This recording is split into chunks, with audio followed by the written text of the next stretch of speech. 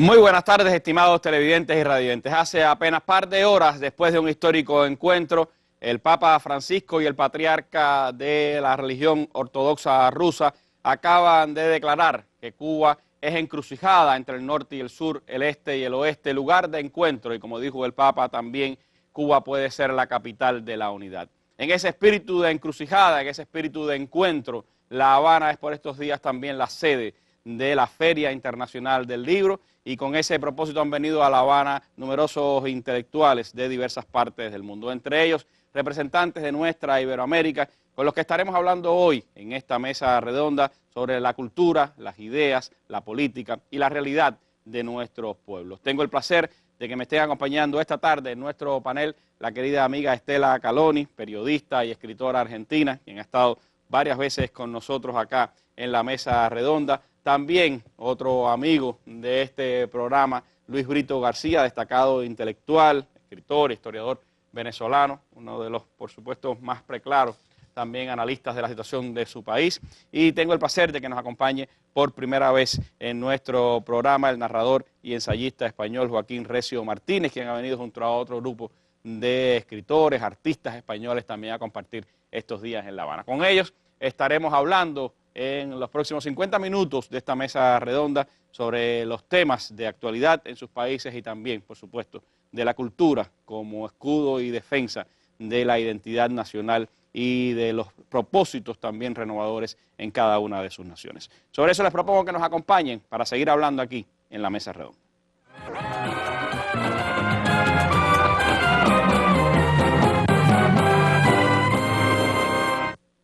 Y como es habitual en nuestro programa, comenzamos con la noticia del día. Hoy La Habana ha sido centro de las noticias del mundo, cuando por primera vez en la historia se han encontrado los máximos jerarcas de la Iglesia Católica Romana y también de la Iglesia Ortodoxa Rusa. El encuentro entre el Papa Francisco y el Patriarca Kirill aquí en La Habana ha sido histórico, ha dejado una declaración conjunta de amplia dimensión y también, bueno, pues Raúl, nuestro presidente, recibió a ambos en la mañana al patriarca Kirill en el Consejo de Estado, en la tarde en el aeropuerto al Papa Francisco.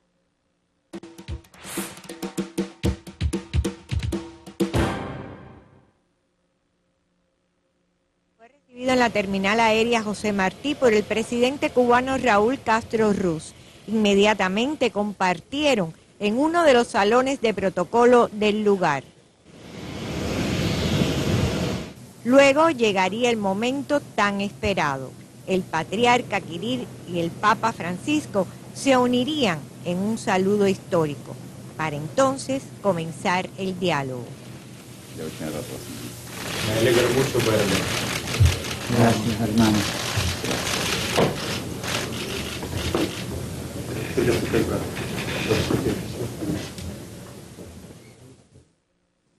Al concluir el encuentro, ambas personalidades firmaron una declaración conjunta.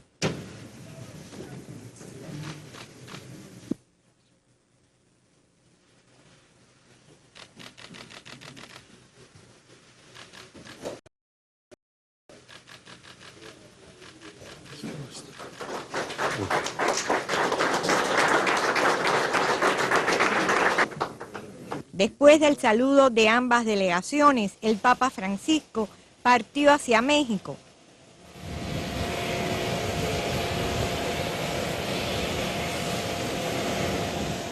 Después del Santo Padre Francisco y de el Patriarca Kirill y lo que ellos declararon cuando empezaron y cuando terminaron, ¿qué voy a hacer yo? Cuba seguirá apoyando la paz. Y ahora queda lo de Colombia. Maribel Puerto, Sistema Informativo de la Televisión Cubana.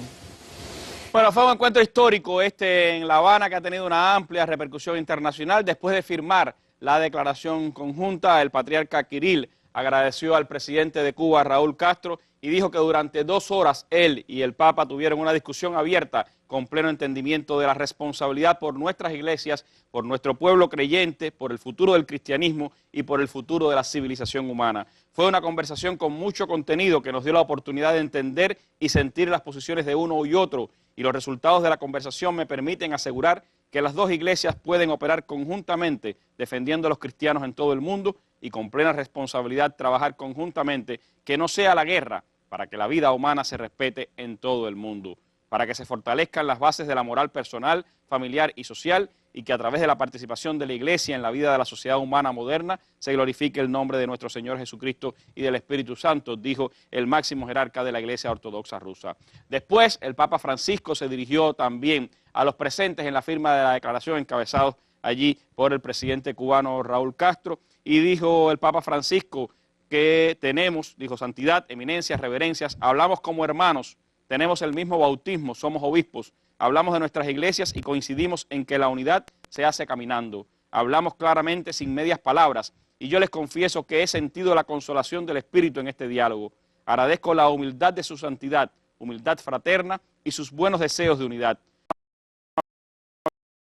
Es más a su santidad, su benévola acogida, como asimismo a los colaboradores, y nombro a 2, su eminencia el metropolita Hilarión y su eminencia el cardenal Koch, con todos sus colaboradores que han trabajado para esto. No quiero irme, dijo el Papa Francisco, sin dar un sentido agradecimiento a Cuba, al gran pueblo cubano y a su presidente aquí presente. Y agradezco su disponibilidad activa. Si sigue así, Cuba será la capital de la unidad.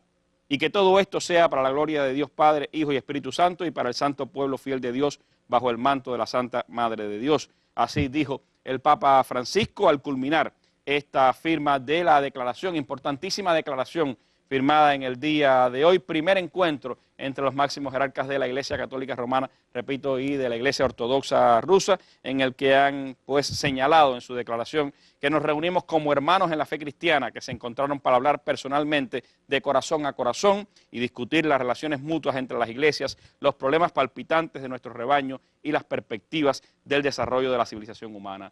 Dice la declaración, nuestro encuentro fraterno se llevó a cabo en Cuba, en la encrucijada entre el norte y el sur, el este y el oeste.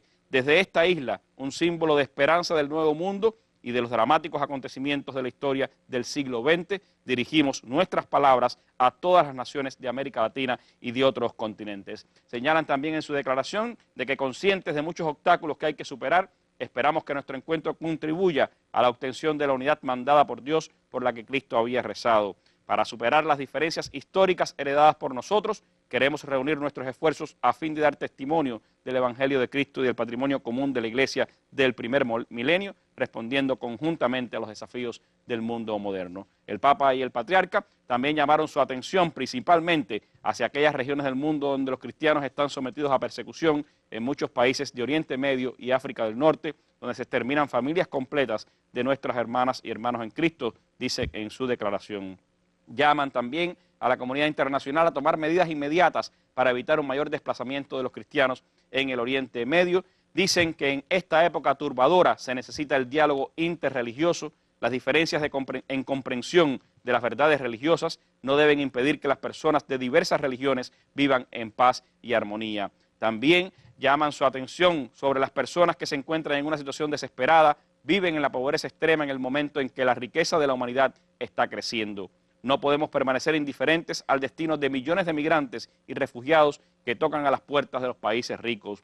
Y señalan que las iglesias cristianas están llamadas a defender exigencias de la justicia, del respeto a las tradiciones nacionales y de la solidaridad efectiva con todos los que sufren. También recalcan que la familia es el centro natural de la vida de un ser humano y de la sociedad, y están preocupados por la crisis de la familia en muchos países. Hacen un llamamiento a todos para respetar el derecho inalienable a la vida y esperan que este encuentro contribuya a la reconciliación donde hay tensiones entre los greco-católicos y los ortodoxos. Dicen que en el mundo de hoy, multifacético y al mismo tiempo unido por el destino común, los católicos y los ortodoxos están llamados a colaborar fraternalmente para anunciar el evangelio de la salvación, dar testimonio común de la dignidad moral y la auténtica libertad humana. Así señala esta importante declaración dada a conocer hoy en La Habana por el Papa Francisco y el Patriarca Kirill en un acontecimiento histórico que ha tenido a Cuba como escenario y que, como señalaba el Papa Francisco, pues es parte de ese propósito de Cuba, de ser un puente de unidad, de ser la capital de la unidad y la paz, sobre todo, que es el gran deseo de esta región y de este país. Nuestra noticia del día, con ella hemos comenzado la mesa redonda. Vamos a hablar ahora con nuestros intelectuales invitados sobre qué hacen en esta Feria del Libro y también sobre sus países y las realidades que se están viviendo.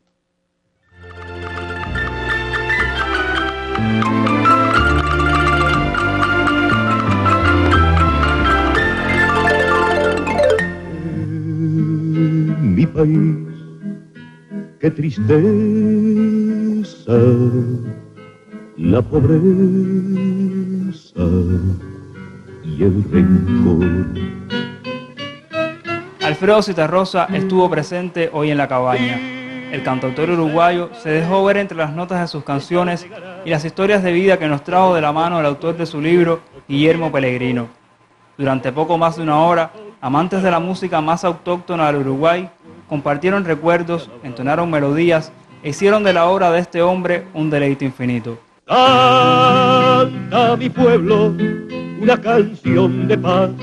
Zitarrosa es uno de los grandes nombres, por muchísimas razones, no solo como intérprete, que su voz es muy valorada, pero sino también como autor, ¿verdad? Porque es un poeta de buen nivel. Hay muchas de sus canciones que se sostienen por sí mismas como textos, sacándole la apoyatura a la música, y porque es un hombre que dejó una obra muy importante no solo para el Uruguay, sino para la región toda. El texto, Alfredo Zitarrosa, la biografía, hace un repaso de su llegada a la canción, así como de sus incursiones como locutor, periodista y actor, pero también nos comenta sus angustias exasperadas en momentos de soledad, primero, y luego en sus largos años de exilio. Dice mi pueblo que puede leer en su mano de obrero el destino. Y yo creo que todo eso, esa infancia difícil, la juventud difícil que le costó transitar, de alguna manera me parece que fue muy vital en cuanto, entre comillas, en cuanto a lo que fue la trayectoria de él. De hecho quiere un violín que sea hombre, que al dolor y al amor no los nombre.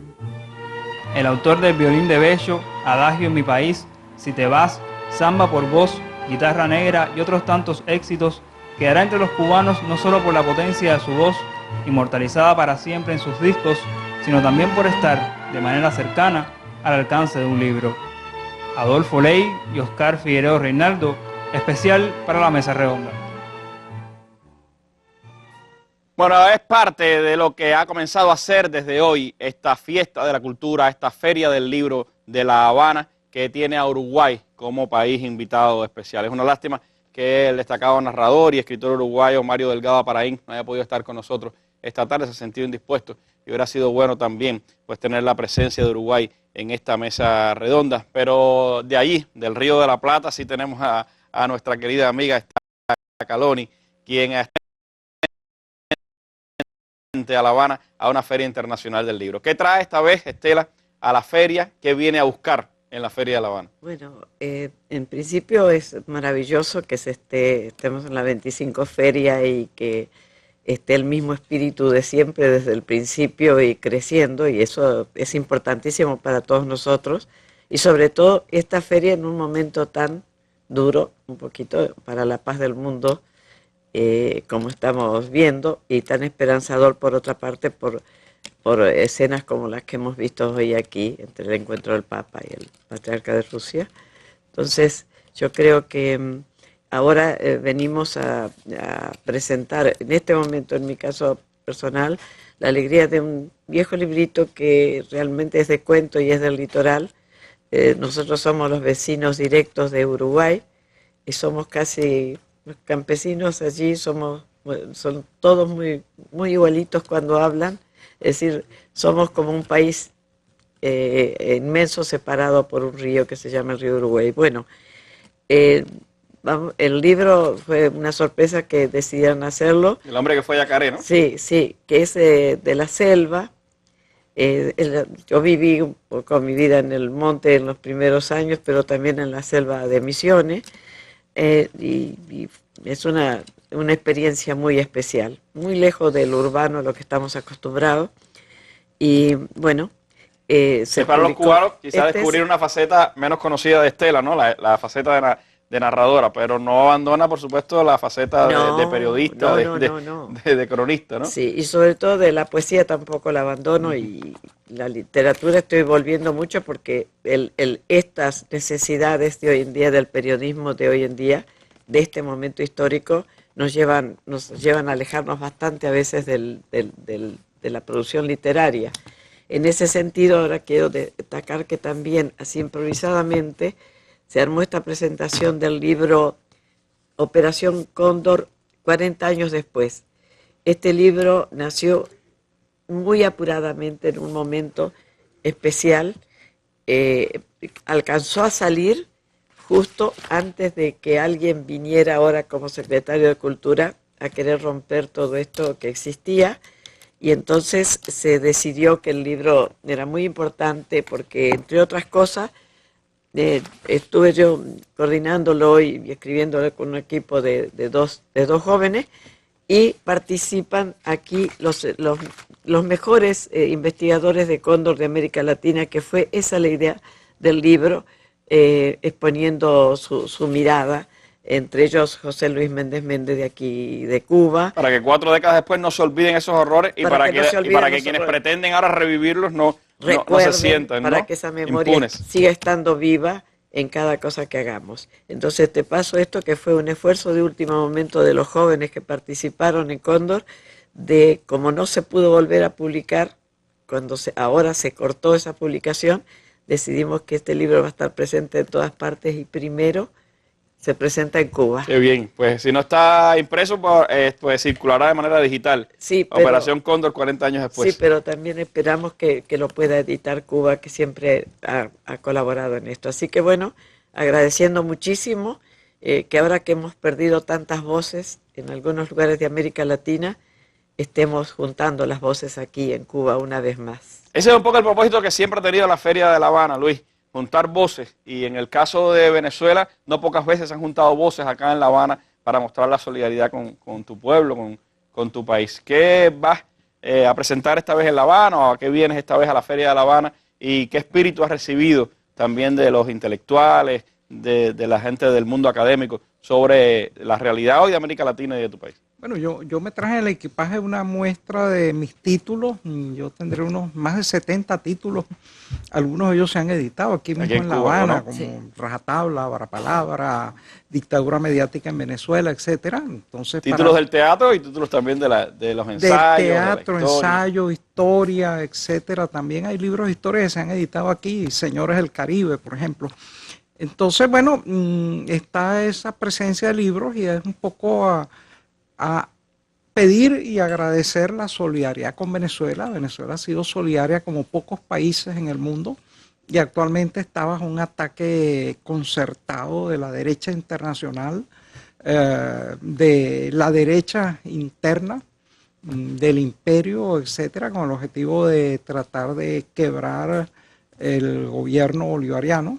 Entonces, bueno, veníamos un poquito también a manifestar esa situación, a explicarla, etcétera. Y es lo que intentaremos hacer en diversas intervenciones en la feria. Creo que una de las características que también atrae a esta Feria de La Habana, Luis, es ese hecho precisamente de que no es pura presentación de libros o pura presentación de literatura, sino que es un encuentro de confluencia de ideas, de debate, de análisis también de importantes temas de nuestra realidad. Sí, sin dejar de ser sobre el libro. Venezuela, por ejemplo, es interesante los esfuerzos que ha hecho. A principios de este siglo venció definitivamente el analfabetismo con una poderosa colaboración de Cuba. Por cierto, entonces Venezuela, que antes era un país donde los libros eran muy difíciles de encontrar, es ahora un país en donde más del 80% de las personas lee cualquier material con regularidad. 52% lee libros. Eso nos coloca como tercer país lector en América Latina. Todo eso se ha logrado en unos 3 lustros, en unos 15, 16 años, ¿no? Mira, es un país en donde 1 de cada 3 venezolanos está estudiando en cualquiera de las ramas de la educación y 1 de cada 9 está en educación superior, casi toda gratuita. Un logro que otros países no tienen, tampoco en América Latina ni en otros sitios del mundo, donde tú no llegas a educación superior si no tienes una fortuna para invertir.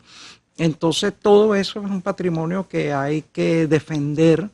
Venezuela ha multiplicado las editoriales, ha hecho a veces ediciones de 1 millón de ejemplares de un libro para distribución gratuita. Aparte de eso, ha distribuido millares para los estudiantes de pequeñas computadoras para que de una vez entren desde los primeros años en la era informática. Se ha hecho todos los esfuerzos por mejorar la vida cultural, el contacto con el libro, con las letras del pueblo.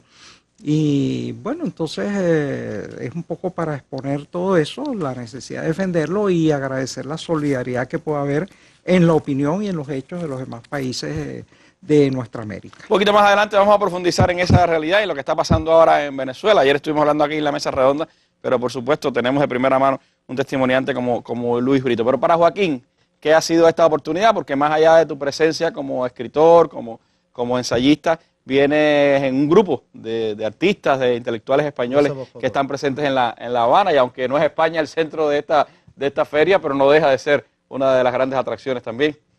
Bueno, no somos pocos los que hemos venido en esta edición. Desde el 2013 se ha organizado una brigada cultural que lleva el nombre de Vázquez de Sola, un pintor excelente que, por cierto, en esta edición ha podido venir, nació en 1927, pero tiene una actividad y una juventud innata.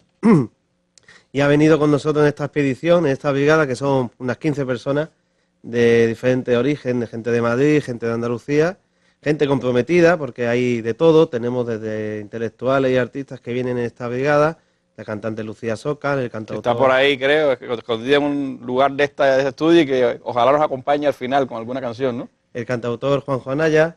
También vienen diferentes personalidades muy queridas por nosotros, como en el caso de un libro que queremos presentar, que creo que es una buena oportunidad para acercarse a la historia reciente de nuestro país, que es la historia de Marcelino Camacho, la memoria de un dirigente sindicalista que escribió hace ya 25 años, confieso que he luchado, un texto que son sus memorias, pero que sin duda avanza más allá del recuerdo personal y llega a lo que es la historia contemporánea de España, toda la lucha contra la dictadura de Franco, el nacimiento de las comisiones obreras, del que fue dirigente y máximo dirigente, y también todo el proceso en el que el Partido Comunista tuvo que intervenir.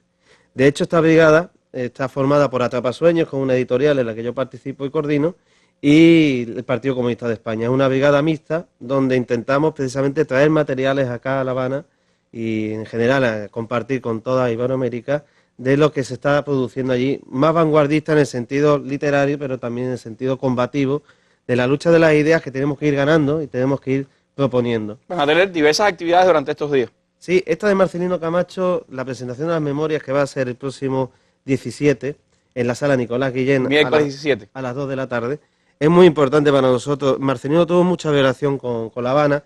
Aquí traigo fotos inéditas que creo que en La Habana no están, precisamente de Marcelino con Raúl en una visita, en los años duros del periodo especial, donde la solidaridad fue tan importante y donde se aprendió también muchísimo, porque yo creo que Cuba, del periodo especial, aprendió muchísimo más de lo que puede aprender cualquier pueblo, que es a seguir combatiendo y viendo la esperanza. Marcelino también estuvo con Nelson Mandela, tenemos aquí fotografías inéditas también con Fidel, es decir, fue una personalidad que queremos mucho, la gente joven y la gente que hemos luchado y que estamos luchando ahora, porque es un referente. Y está su hijo aquí en La Habana, viene en esta brigada, y también vamos a tener oportunidad en esta brigada de tener otro momento muy importante, porque Vázquez de Sola, como ya decía el pintor, está aquí con nosotros. Hoy hemos tenido el acto importante en el sentido mediático, ha sido una conversación con la periodista Magda Besic, y ha tenido un momento muy bonito hoy con encontrarse con la gente joven, había gente de instituto, de 2 colegios, y vamos a tener otro momento con él durante la feria. Bueno, pues va a ser variada, ¿no? La actividad que van a tener acá en estos días en La Habana, y por supuesto junto a esa presentación del libro, lo que señalabas de la presencia de trovadores, cantautores españoles, sí, también le va a dar un matiz incluso encuentros con los Sí, poetas cubanos, Víctor Casao, el Centro Pablo. Llevamos desde el 2013 haciendo intercambios anuales, donde nosotros venimos acá con lo mejor que podamos traer. En este sentido, Lucía Socan hizo una gira en el 2014 con Víctor Casao, que se llama Amar sin papeles, y esa experiencia que fue magnífica. Además, conseguimos que en muchos teatros de España se llevara ese espectáculo y se hablara de los 5. Ese trabajo de hormiguita que hizo tanta gente en todo el mundo, que consiguió finalmente que los 5 volvieran y que la dignidad del pueblo cubano se restaurara, ¿no? Y tenemos precisamente ese Amar sin papeles, ese espectáculo en Casa de la América. Lo tenemos, y aquí me lo dice esto, el martes 16 a las 7 en la Sala Che Guevara. Y es un espectáculo lindísimo, donde se combina la poesía de Víctor Casao y la musicalización de los poemas por Lucía Socan. Martes el 16 a las 7 de la noche en la Casa de las Américas, el miércoles 17 a las 2 de la tarde en la Sala Nicolás Guillén, la presentación del libro de Marcelino Camacho. Pero hay más que hablar, por supuesto, con nuestros invitados. Miremos a la realidad de sus países y también a cómo desde la intelectualidad, desde la escritura también comprometida, se mira la realidad de nuestros pueblos. Les propongo hacer un breve alto y después regresamos con ello.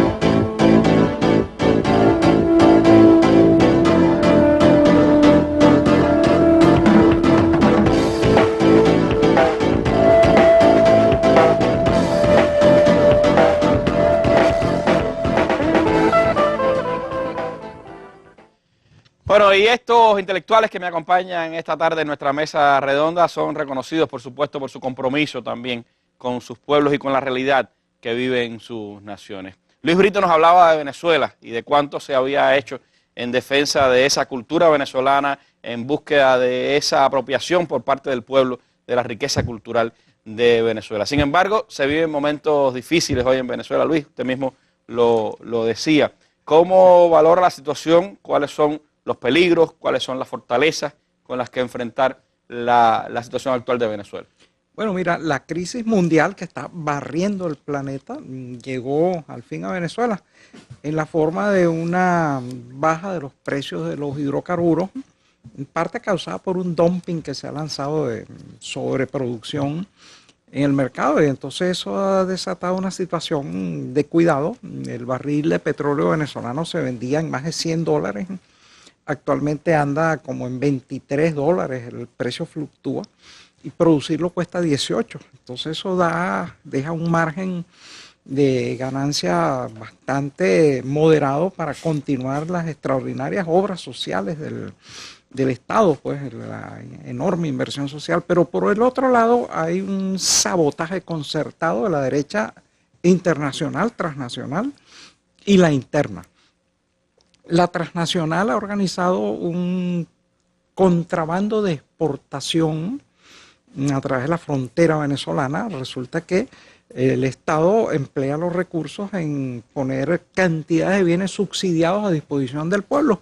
Unas organizaciones de contrabando llevan eso hacia los países vecinos, donde se vende a 8, 9, 10 veces el precio que se pagó en Venezuela, y eso desabastece al país. El presidente Maduro llegó a decir que cerca del 40% de todo lo que se producía o se importaba en Venezuela se iba a través de esos caminos. Ha sido necesario cerrar la frontera para intentar impedir en parte ese contrabando, pero eso ha hecho y sigue haciendo un daño tremendo. Hay un sabotaje concertado de todo el sector privado. Venezuela es una economía socialista, pero mixta, con un capital que sigue siendo capital. Su única motivación es el provecho, Y entonces el resultado de eso es que, mira, crean escaseces artificiales.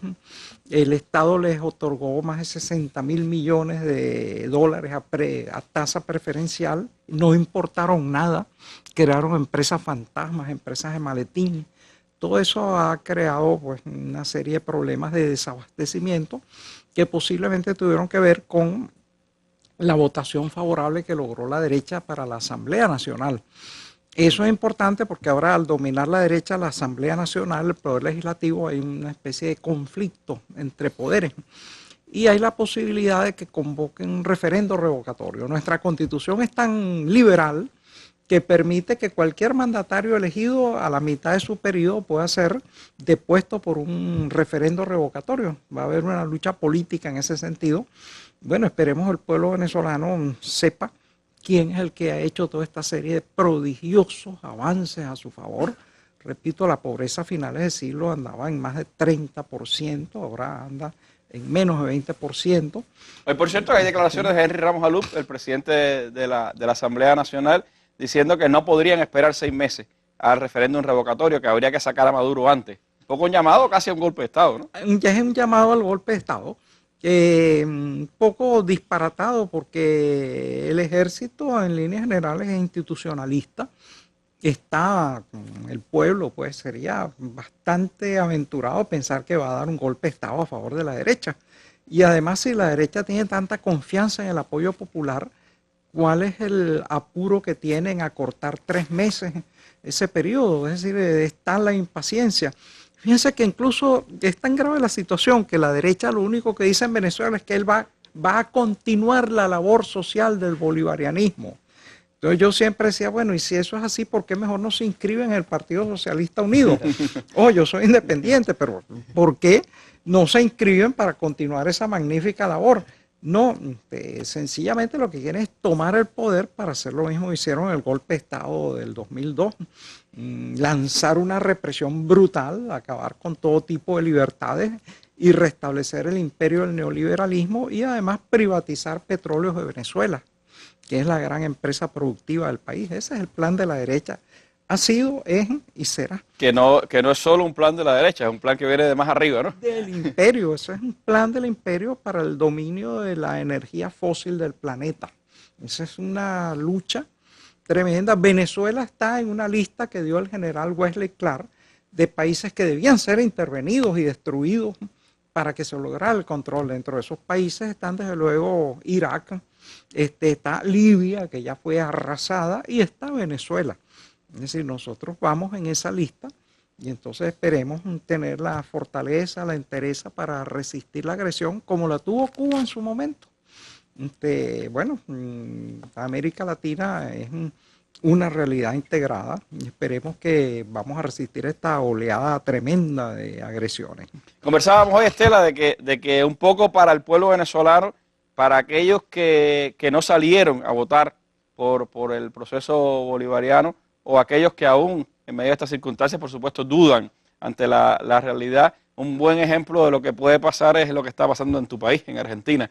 El retorno de la derecha a Argentina, ¿qué nos está dejando? Porque las noticias no vienen nada bien, ¿no? No, está es terrible la situación que hemos vivido, es decir, pensando que esto no es una restauración conservadora, sino una restauración colonial lo que estamos viviendo nosotros. Es un intento de recolonización que está anunciado desde muchos años y dentro de esto ahora Argentina están haciendo un modelo como para ver lo que se puede hacer en una especie de golpe de demolición rápido y furioso, que fue lo que hemos vivido en un mes y medio. Ahora, el 10 de febrero se cumplen los 2 meses, pero en un mes y medio ya habíamos vivido una destrucción total de todo lo que se había logrado reconstruir el país. Entonces, una demolición a golpe de decreto, además. A golpe de decreto, pero lo fuerte es esto. Primero que quiero que pensemos juntos qué pasó, por qué se adelantó este ataque. En realidad sabemos que hay una guerra, esta es una guerra de baja intensidad, por una contrainsurgencia típica que se nos está aplicando y que estaba muy diseñada. Si uno lee cualquier documento sabe que esto venía sobre nosotros. Así que lamentablemente de los 3 países que habían tocado en los últimos tiempos desde que esta acción contrainsurgente durísima contra Venezuela, por supuesto muy fuerte, porque en Venezuela hay una cosa distinta a Argentina. El ejército es institucionalista, estarán trabajando para destruir eso también dentro del ejército, pues hay fundaciones para trabajar dentro de los ejércitos que están funcionando, pero en la Argentina no. En Argentina incluso ahora tienen vía libre, quieren volver a restituirle todo lo que se había podido recuperar como institucionalismo democrático de alguna manera, y entonces la situación es muy dura, porque están como lobos hambrientos. Hubo 12 años en que se activaron muchísimos, por ejemplo, los derechos del pueblo, fueron recuperados muchos derechos, fueron recuperada la memoria histórica, la lucha fue muy dura contra un poder económico muy fuerte y muy unido por la serie de dictaduras que nosotros vivimos. Nosotros tenemos que recordar que desde el 55 hasta el 83, diríamos, nosotros vivimos continuamente en dictadura. La última fue la más terrible y siniestra. Pero, ¿qué dejó esa dictadura? Algo que tenemos que aprender también. Una justicia que nunca la estructura judicial no se democratizó en América Latina, y lo estamos viendo en cada uno de nuestros países con quién está funcionando la justicia. Eso se está viendo en Argentina. Por eso en Venezuela uno de los elementos que están tratando de impulsar es un cambio en el sistema, sí, en la justicia, en los órganos de justicia, para que la derecha pueda asumir el poder judicial también como lo tiene en Argentina. Como lo tiene en Argentina. Por ejemplo, el poder judicial ya está. Y el primer golpe de este golpe electoral, porque podemos llamarlo muy bien así, están utilizando las elecciones, y para esto están sirviendo toda esa invasión silenciosa de las fundaciones que estuvieron trabajando para este momento precisamente. Y este momento en que nos atacaron a los 3 hizo que se debilitara la solidaridad. Tenemos debilitada la solidaridad. Y ahora están yendo contra Bolivia, contra entonces, Ecuador. En Argentina, imagínate que todos los primeros decretos, pero fueron así feroces. En principio restaurando todo en favor del poder económico de los grupos financieros de los bancos.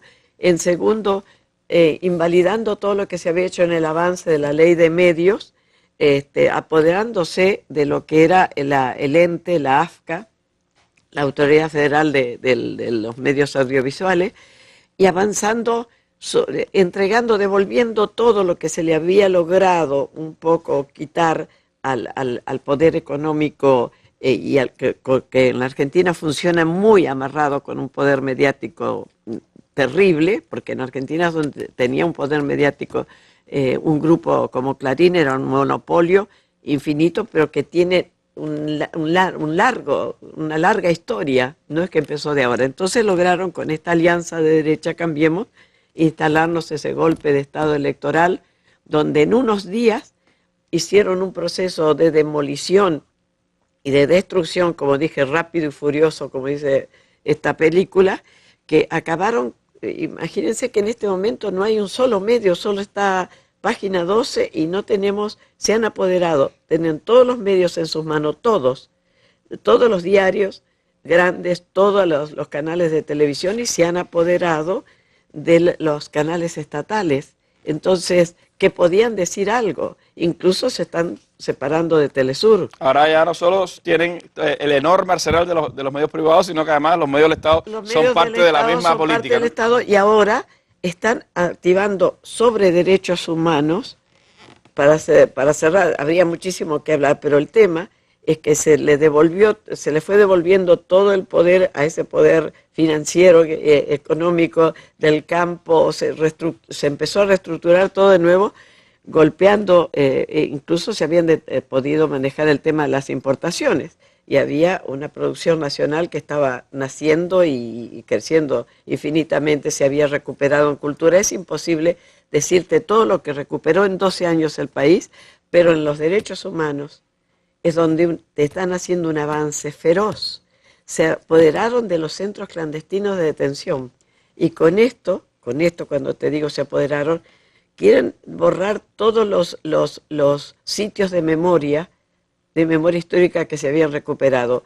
Quiero decir algo para cerrar, que no está siendo sin resistencia, pero esa resistencia necesita una organización, porque así dispersa la resistencia, es conveniente para ellos, se resiste, pero muy aisladamente. De alternativas y resistencia estaremos hablando en breve aquí en los minutos finales de la mesa redonda, pero me gustaría escuchar también la opinión de Joaquín, porque en España las cosas tampoco van muy bien, que digamos. Hay mucha incertidumbre sobre qué pasará con el futuro del gobierno en esa nación, ¿no? Ahora mismo hay un gobierno en funciones. Aquí salimos de una situación de partida como Venezuela, que está resistiendo con un gobierno, con el presidente Maduro, y de una situación que tienen que combatirnos la gente de Argentina, los compañeros de Argentina.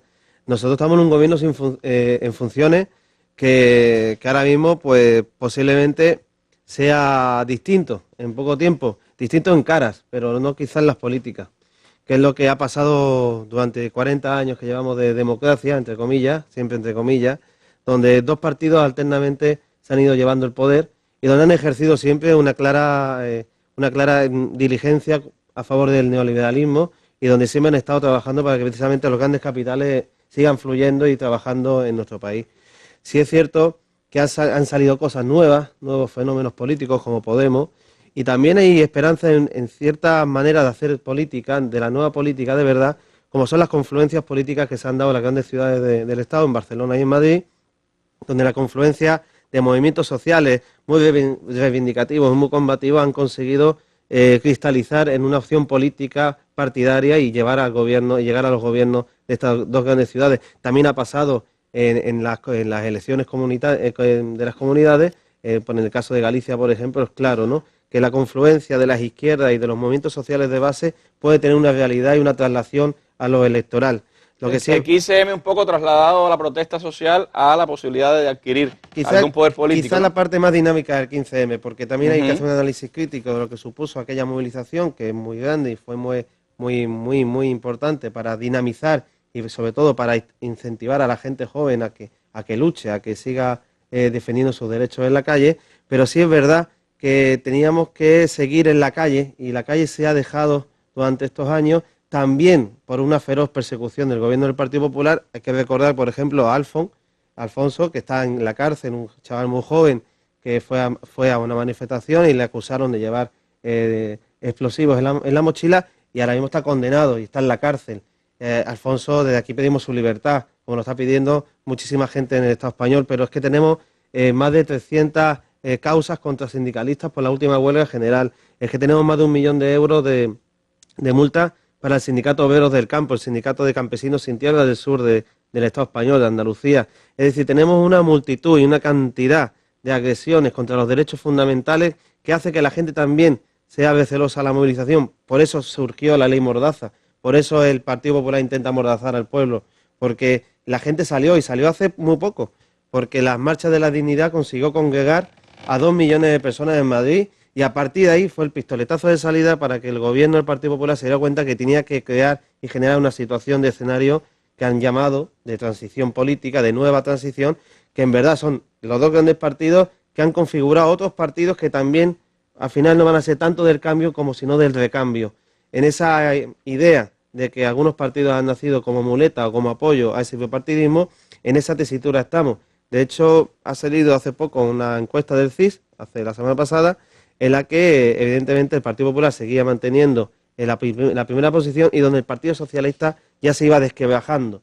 Una operación en la que parece que aquí está todo el mundo metido y sobre todo el IBEX 35, las grandes multinacionales empresas españolas, donde hay una inyección de dinero no solamente para que funcionen algunos partidos que han servido mientras y que a lo mejor dentro de poco tiempo ni existen, para que precisamente otra vez de nuevo el bipartidismo se asiente en una nueva transición donde además un paso del monarca anterior al nuevo sea ya incluso la monarquía sea también restaurada, sea vista como democrática y ya sabiendo las condicionantes que tenía el anterior, Juan Carlos I, que fue nombrado directamente por el general Franco. Es decir, la situación es muy convulsa, hemos aprendido muchísimo a la gente de los movimientos sociales porque estamos aprendiendo sobre todo a una cuestión básica. Los frentes únicos, los frentes populares, la unidad popular se construye no solamente electoralmente, sino desde un trabajo sobre todo de movilización y de acción cultural, es decir, donde tenemos que converger en el día a día, contaminarnos de nuestro sudor, de nuestras voces, de nuestras calles, ¿no? Y eso es quizá lo que más hemos aprendido en este periodo cortísimo, en el que también España no es ajena a la convulsión que hay a nivel mundial, por esa crisis que bien describía Luis Brito, una crisis mundial que hace que se estén recolocando los capitales, los poderosos y también la gente que estamos luchando para que la gente tenga dignidad, pues ahí tenemos que recolocarnos y ser muy generosos, ¿no? Gracias, Joaquín.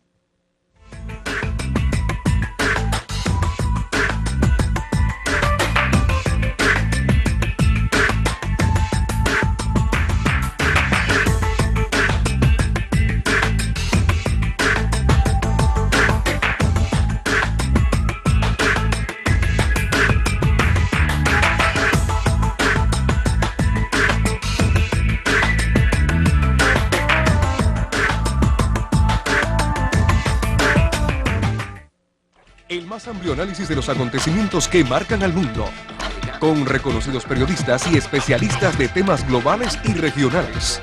Los temas internacionales en la mesa redonda. Nuestras armas son las ideas.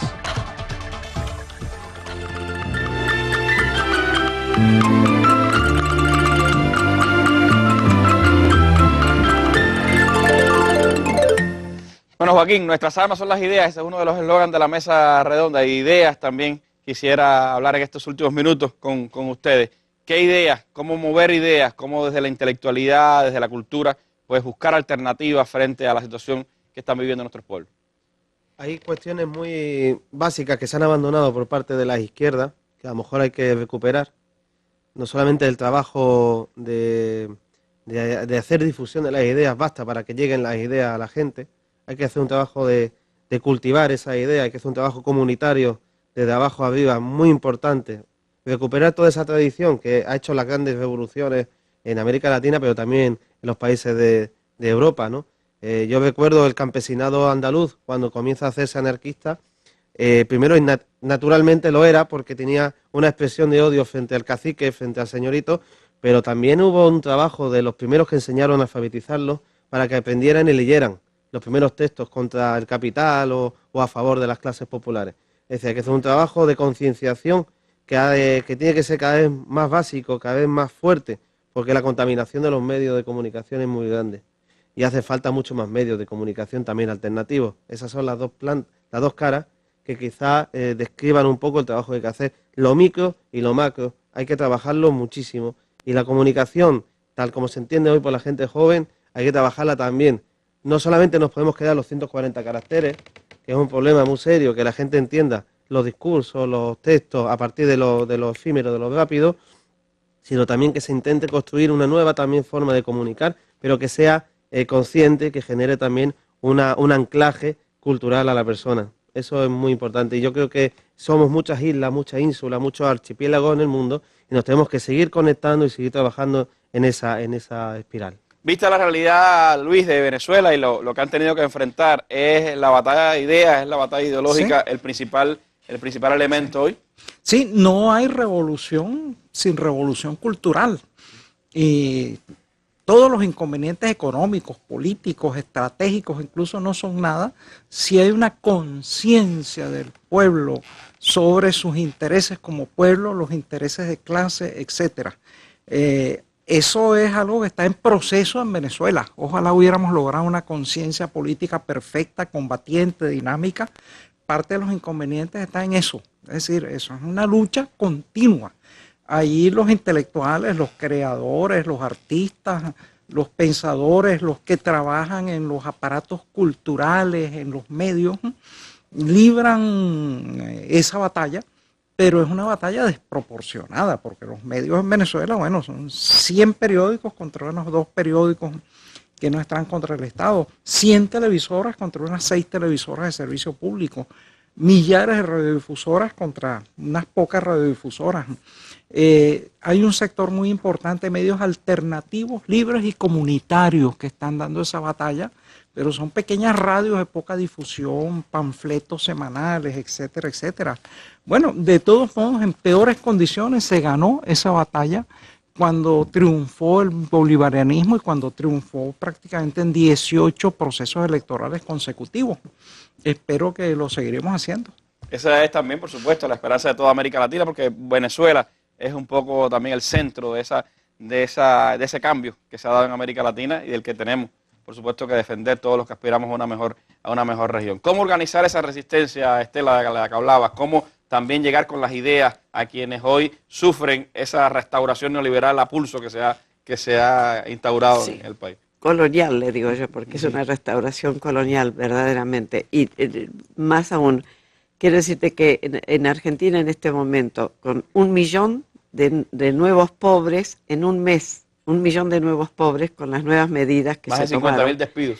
No, sí, más de 50.000, son como 60.000 y piensan llegar a los 200.000 más o menos, porque también los privados comenzaron a despedir. Con esa situación que tenemos, con una de las dirigentes sindicales más importantes del país detenida ilegalmente, vamos a decir, contarle a la gente que todo es ilegal. Los decretos con los que se paró todo este gobierno, desconociendo el Congreso, es golpista. Son decretos de necesidad de urgencia.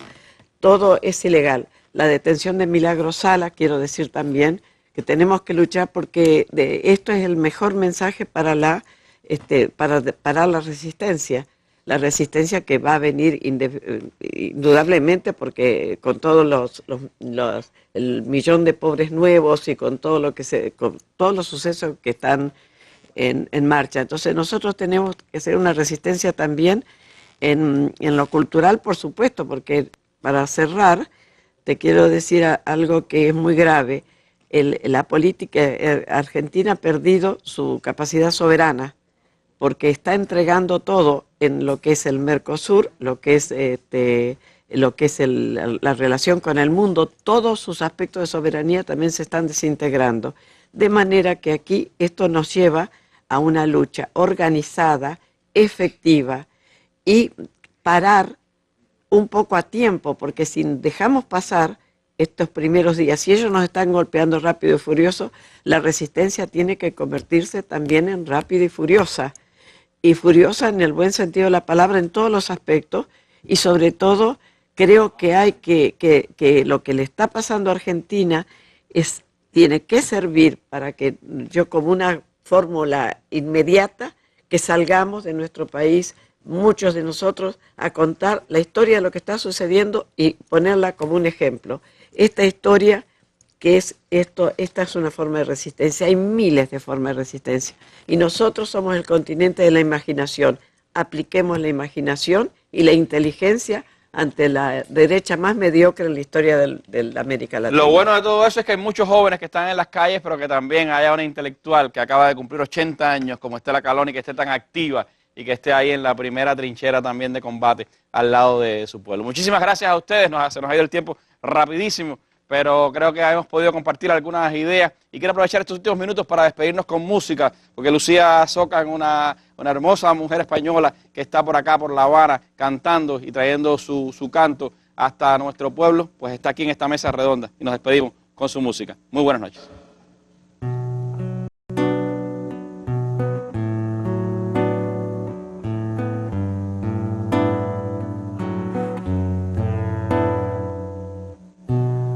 Tengo las manos cansadas y el alma en alerta. Tengo este terrible silencio, gritando insatisfecho, el miedo va por dentro. Tengo las manos cansadas y el corazón ardiendo. Tengo ganas de que me devore el ruido de tu calle, renaciendo el pueblo. Tengo una extraña sensación, despertando cada palmo en mi sed empapándome con la misma ganas de revolución que sintieron ayer, quemando risas con pintadas empachadas en los muros de los mismos que nos detendrían hoy y haciendo de nosotros nubes de ceniza y escondiendo nuestra risa en las mismas cunetas donde estoy buscándote, buscando mi raíz, intentando descubrir quién soy, quién soy.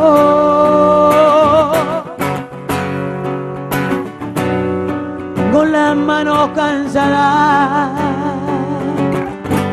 sentenciada a tu espera, tengo tanta ansia de saber,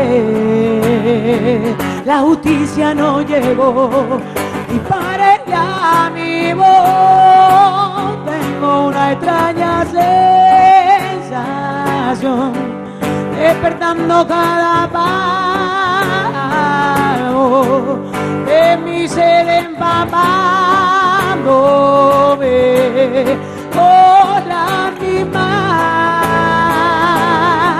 ganas de revolución que sintieron ayer, quemando risas con pintadas empachadas en los muros de los mismos que nos detendrían hoy y haciendo de nosotros nubes de ceniza y escondiendo nuestra risa en las mismas cunetas donde estoy buscándote, buscando mi raíz, intentando descubrir quién